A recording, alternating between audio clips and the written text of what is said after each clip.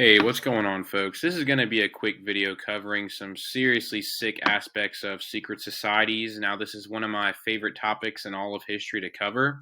I want to start off with this illustration of George H.W. Bush being initiated into the Society of Skull and Bones.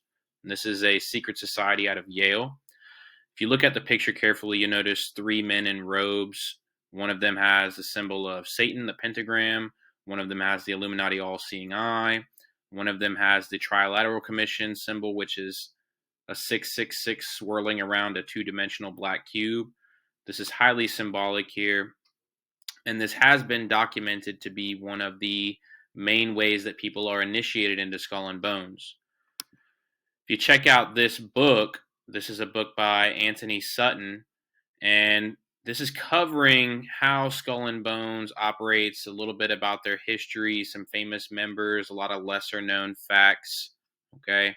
And if you look in this book, he actually documents four separate elements of their initiation.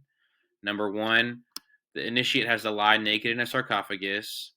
They are required to tell secrets of their sex life to fellow initiates.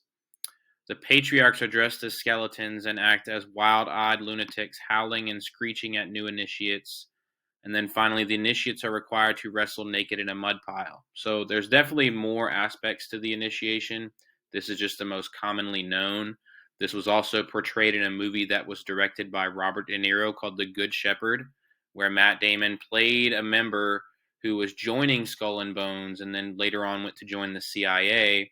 And it actually depicted people wrestling in mud while they were being urinated on by other members of the society.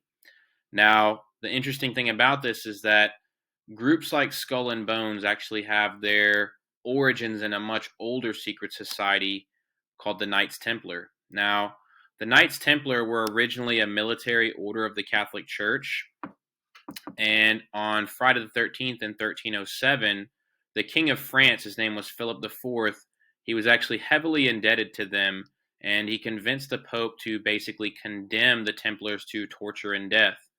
And you can see here, this is an illustration depicting the leader of the Templars. His name was Jacques de Molay. He was actually burned alive at the stake. And this has become a major part of this group's origins and this group's history. You know, people remember this. And after the Knights Templar had to go underground, most historians speculate that out of this, the Freemasons were born, and that's why the Order of De Molay is actually kind of introductory Freemasonry for youth and children.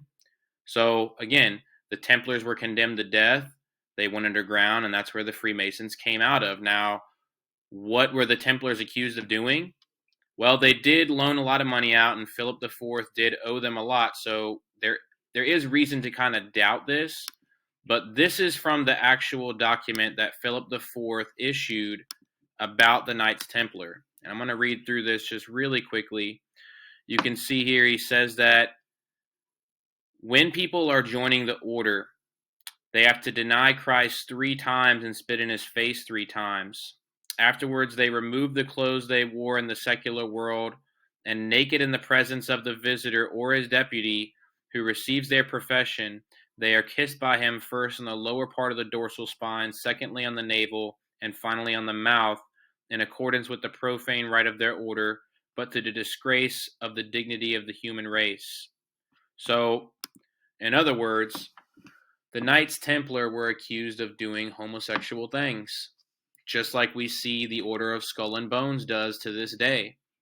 Just like we hear about people who are inducted into the Illuminati, just like we hear about rumors from people who have joined Hollywood and become famous, right? Not only do they make you sell your soul, but they make you do some perverted sexual things. It is all documented. I mean, you can't make this stuff up. So, from the Knights Templar to the Freemasons to the Illuminati to Hollywood, people don't get to the top without some dirt on their hands. Just my opinion. I think people who have made it famous have definitely sold out, have probably done some perverted things. And I think these secret societies might just be the key to understanding why and how these things occur. Thanks for listening, and God bless.